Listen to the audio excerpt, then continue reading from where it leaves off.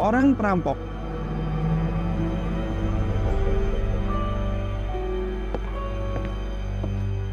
Malam ini, aku pun menjadi kesal saat mendapatkan kabar dari pacarku yang katanya ia ada pertemuan mendadak dengan seorang klien. Alasannya, karena malam ini kami berencana untuk makan malam bersama, sehingga aku sudah memasakkan banyak makanan dalam acara kali ini. Namun, ia malah membatalkannya secara mendadak, padahal ini sudah di menit terakhir. Bahkan, kini ia pun tak berani untuk membalas pesanku setelah aku benar-benar memarahinya. Mengetahui itu, aku pun mencoba untuk menahan amarahku sambil terpaksa memakan makanan yang sudah aku buat dengan susah payah. Namun di sela ritual makanku, tiba-tiba lampu apartemenku pun mendadak mati. Setelah itu, tiba-tiba aku merasakan ada tangan seseorang yang mencekram pundakku, sehingga langsung membuatku berteriak dan menjerit sekeras mungkin. Dan karena panik, aku pun tanpa ragu mengambil pisau yang ada di meja makan dan langsung menyabetkannya ke arah belakang dengan cepat. Lalu, aku pun langsung berlari ke arah pintu setelah sebelumnya aku mengambil HP dan kunci pintu. Dan sebelum menutup pintunya, aku pun melihat perampok itu menjerit sambil menggeliat di lantai. Hingga 20 menit kemudian, pihak kepolisian pun datang setelah aku menelpon mereka. Lalu, setelah mereka mengamankan perampoknya, aku pun langsung terkejut setelah mendengar kalau perampoknya tewas akibat tertusuk pisauku. Lalu, pihak kepolisian pun menunjukkan suatu barang berupa cincin yang mahal yang telah mereka temukan di dalam saku si perampok tersebut. Merasa kalau itu bukanlah kepunyaanku, pihak kepolisian pun mulai berasumsi kalau kemungkinan barang itu didapat sehabis membobol rumah dari orang kaya. Apakah ada sesuatu yang janggal?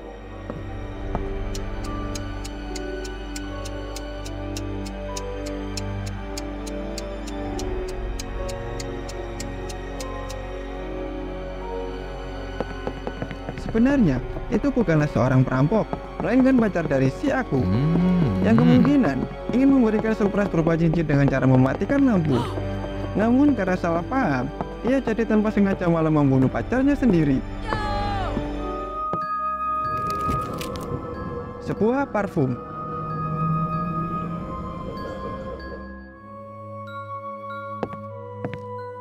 Waktu itu, aku memiliki seorang pacar yang sangat suka mencoba berbagai variasi dari sebuah parfum.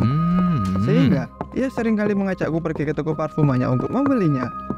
Bahkan ia pun sampai hafal dengan berbagai mereknya karena memang sudah sering membeli parfum. Dan kebiasaan dari pacarku itu lama-kelamaan juga ikut menular kepadaku. Sebab sekarang kini aku menjadi lebih peka dengan bau wewangian.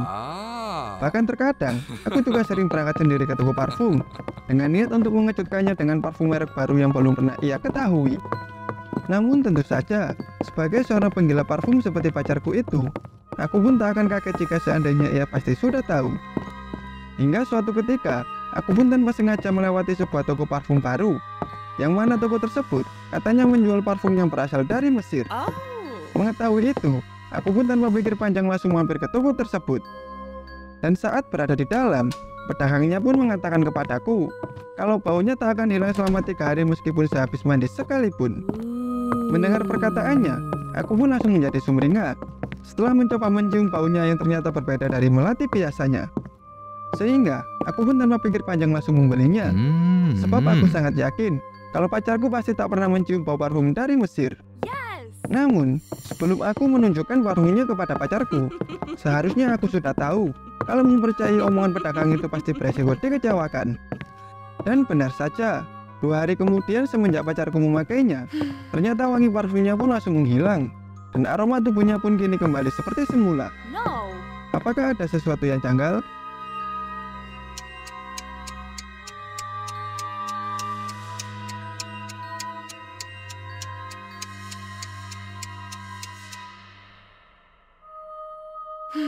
Sebenarnya, pacar dari si aku itu sudah meninggal dari lama.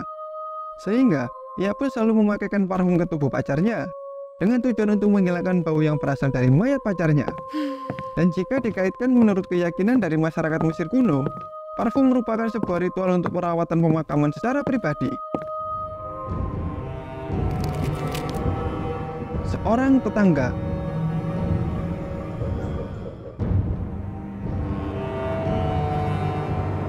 Kemarin sore, aku mengalami kejadian yang sangat sial, yaitu aku tanpa sengaja menabrak anjing milik tetanggaku sampai mati ketika sehabis pulang dari kerja. Pasalnya, aku tinggal di komplek ini cukup lama, sehingga aku tahu kalau tetanggaku itu sangat mencintai anjingnya. Namun, di saat aku meminta maaf sambil menjelaskan semuanya, aku pun begitu terkejut, sebab ternyata ia malah menerimanya dengan lapang dada. Dan meskipun nampak tegar, namun aku bisa mengetahui rasa sedih yang terpatri di wajahnya. Serta, dia pun pasti tahu kalau aku mesti tetap harus bertanggung jawab, sehingga ia pun mengajakku untuk mengubur anjingnya pada hari ini juga. Dan setelah kami membuat sebuah kuburan kecil yang berada di belakang rumahnya, ia pun lalu mengajakku duduk di beranda rumahnya untuk mengobrol. Dan agar obrolannya menjadi santai, ia pun membawakan 2 buah gelas dan sebotol bir, serta tak lupa juga membawa semangkuk es berbentuk kotak. Namun, setelah menuangkan bir berisi es batu dan lalu memberikannya kepadaku, entah kenapa pikiranku langsung membayangkan hal yang aneh-aneh. Yang mana aku mulai berpikir kalau bir yang ia bawa pasti berisikan sebuah racun. Namun nampaknya, apa yang aku pikirkan nyatanya tidak terbukti. Sebab pasalnya, ia dengan santainya langsung meminum habis minuman itu, dan tidak ada hal aneh yang terjadi padanya sama sekali. Dan setelah menghabiskan minumannya, ia pun lalu tersenyum menatapku, sembari mengucapkan terima kasih karena telah membantu untuk menguburkan anjingnya. Melihat itu, aku pun membalas senyumannya, sembari meminta maaf kepadanya sekali lagi. Setelahnya, aku pun mulai meminum bir dingin yang ada di gelasku sedikit demi sedikit, sembari merasa bersalah karena aku juga sudah berburu sangka kepadanya. Apakah ada sesuatu yang janggal?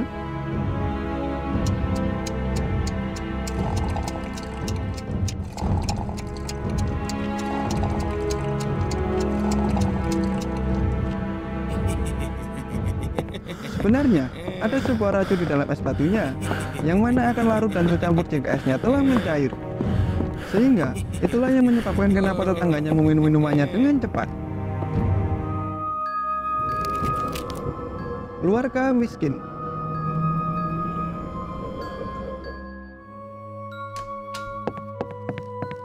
Kala itu, ada sebuah keluarga yang bisa dibilang sangat miskin, yang mana kehidupan mereka sehari-harinya selalu saja serba kekurangan.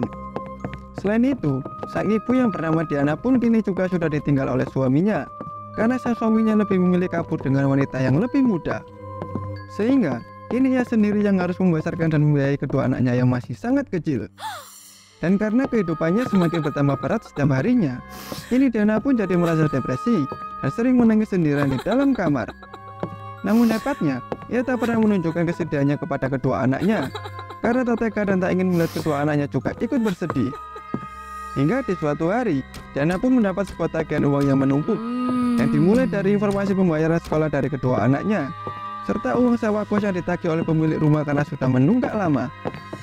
Selain itu, kedua anak kembarnya pun juga minta untuk diberikan sesuatu, karena sebentar lagi mereka berdua akan segera berulang tahun. Diana yang merasa sudah tak memiliki apa-apa lagi, ia pun pada akhirnya menjual cincin satu-satunya yang ia punya. Dan karena Diana sangat menyayangi kedua anak kembarnya, ia pun mulai menggunakan uangnya untuk membelikan mereka sebuah hadiah.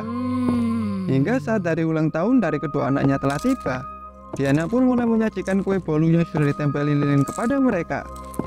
Merasa senang akan hal itu, mereka berdua pun berterima kasih kepada ibunya dan langsung memakan kue bolunya dengan begitu lahap. Dan di saat tiba waktunya untuk memberikan hadiah kejutan, Diana pun mulai menutup mata kedua anaknya agar tidak mengintip. Lalu, Diana pun menyuruh kedua anaknya untuk berjalan menuju ke kamar, karena hadiah kejutan yang ia siapkan untuk mereka sudah ada di sana. Dan setelah berada di dalam, Diana pun mulai mengalungkan hadiah yang dibeli kepada kedua anaknya, sembari berkata bahwa ia sangat bahagia, serta bersyukur bisa mempunyai anak seperti mereka. Apakah ada sesuatu yang janggal?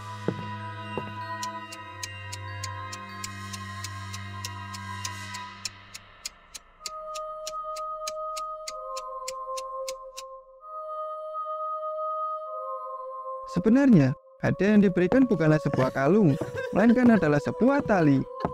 Alasannya, karena ia sudah tak sanggup lagi akan beban yang ditanggung, sehingga ia berniat membunuh mereka dengan cara mengantungkan tali di leher mereka. Sebuah pesta.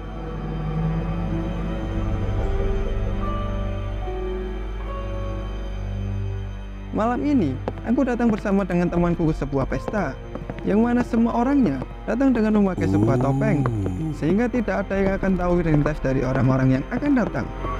Dan temanku ini adalah tipe orang yang sangat penakut, Sebab saat ia bertemu dengan seorang gadis, dia selalu saja bersembunyi di belakangku. Dan meskipun dia yang berbicara, namun akulah yang selalu saja harus beratap mata dengan gadis tersebut. Hingga saat malam sudah semakin larut, kami pun lantas beranjak pergi ke toilet, hanya untuk sekedar membasuh muka agar tidak terlalu mengantuk. Namun sialnya, kami malah memergoki seorang pembunuh yang sedang menikam salah satu pengunjung pesta. Mengetahui itu, temanku pun langsung kabur sambil membawaku lari. Namun sayangnya, pembunuh itu malah mengejar kami, bahkan saat kami sudah berada di keramaian. Dan yang lebih bodohnya lagi, temanku itu malah menjauh dari tempat pesta dan malah berlari menuju ke tempat yang sangat sepi. Dan benar saja, kami pun langsung dicegat di ujung jalan, yang mana pembunuh itu pun langsung berlari mengejar dan menikam temanku secara bertubi-tubi. Menyadari kalau temanku sudah terbujur kaku karena terlalu banyak mengeluarkan darah, aku yang tak bisa bersuara pun hanya bisa meruntuki kebodohan temanku sambil menatap si pembunuh. Karena seharusnya ia tadi meninggalkanku saja saat berada di pesta, agar si pembunuh yang mengejarnya tidak dapat mengenalinya. Apakah yang sebenarnya terjadi? Dan bagi kalian yang tahu akan jawaban pada riddle yang terakhir, coba tulis jawaban kalian di kolom komentar.